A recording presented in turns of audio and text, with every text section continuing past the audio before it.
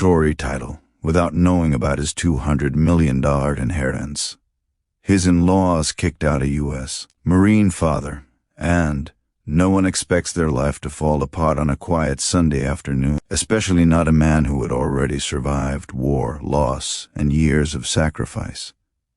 But for one U.S. Marine father, the deepest wound didn't come from the battlefield, it came from his own family. What his in-laws did that day would haunt him forever, because what they didn't know would soon change everything. Before we begin, take a quick second to support the channel. Subscribe, hit the like button, and share your thoughts in the comments below. Your support helps stories like this reach more people. Welcome to my channel, where we share stories that remind us why kindness still matters. Mark Thompson was the kind of man you might pass at the grocery store without noticing. Mid-30s, calm eyes, broad shoulders shaped by years of service. He had served 2 tours as a U.S. Marine, carrying the weight of responsibility quietly, never asking for praise. After leaving the Marines, Mark focused on one thing only: his family. His wife, Emily, and their 6-year-old son, Noah, were his whole world. But Emily's parents never liked Mark. To them, he was never good enough, not rich enough, not polished enough, not impressive enough for their image-driven world. They lived in a large suburban home and valued status above all else. Fancy dinners, country clubs, appearances. Mark, with his simple manners and second-hand truck, didn't fit in. Emily tried to defend him at first. She reminded her parents of his service, his discipline, his heart. But over time, the pressure wore her down. When Mark lost his civilian job during a company downsizing, things got worse. Bills piled up. Stress filled the house, and Emily's parents saw their chance. They offered help. They invited Mark, Emily, and Noah to stay with them temporarily. Mark didn't want to go. His pride resisted it. But for Noah's sake, he agreed. At first, things seemed okay. But kindness, when it's fake, never lasts long. Mark overheard whispers behind closed doors. Comments about him being a burden, a failure, a mistake. Emily grew distant. She stopped standing up for him. Then one evening, everything broke. During dinner, Emily's father slammed his fork down and looked straight at Mark. "This isn't working," he said coldly. "You're a grown man who can't even provide for his family." Mark felt his chest tighten, but he stayed calm. Emily's mother added, "We've done more than enough. You need to leave." Mark looked at Emily, waiting for her to say something. She didn't. Instead, she looked down. That silence hurt more than the words.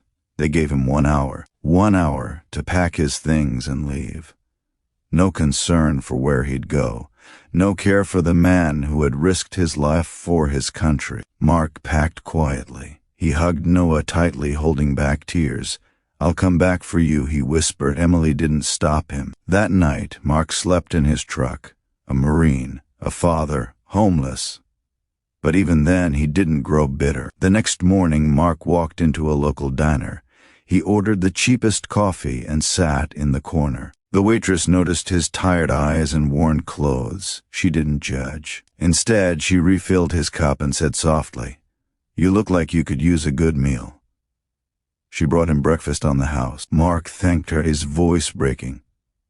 That small act of kindness stayed with him. Over the next few weeks, Mark found temporary work at a community center, helping with repairs. The pay was small, but it was honest. He spent his free time volunteering, mentoring kids whose parents were deployed or struggling. He never talked about his own pain. He just helped. One afternoon, Mark received a letter. Not a bill. Not bad news. A letter from a law firm. At first, he thought it was a mistake. But it wasn't. It informed him that his grandfather, a man Mark barely knew, had passed away months earlier, and had left him everything. The businesses, the properties, the investments, worth over $200 million. Mark sat there stunned, not because of the money, but because he had lived his whole life without knowing any of it existed. He had never asked for help, never expected anything. The lawyer explained that the grandfather had been estranged from the family and admired Mark's decision to serve in the Marines. He had watched from a distance. Quietly, proudly, the inheritance was real. Mark took a long breath. The first thing he did wasn't buy a mansion. He rented a small apartment. The second thing he did was hire a lawyer. Not to fight, but to protect his son. When Emily's parents found out, everything changed overnight. Calls came in nonstop. Apologies poured out. Sudden warmth. Fake concern. Emily showed up at his door, crying. Her parents suddenly wanted to rebuild the family. Mark listened quietly. Then he said something they didn't expect. "I don't hate you," he said, "but I won't forget who you were when I had nothing." He filed for custody, not out of revenge, out of responsibility. The court saw the truth. Mark's steady work, his character, his service, his love for Noah. He was granted primary custody. With his resources, Mark didn't isolate himself.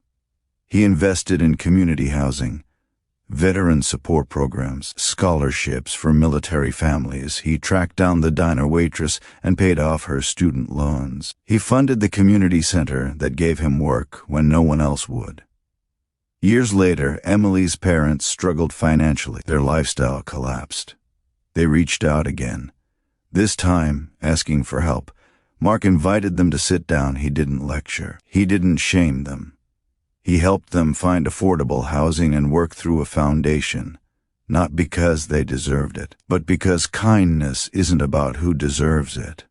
It's about who you choose to be.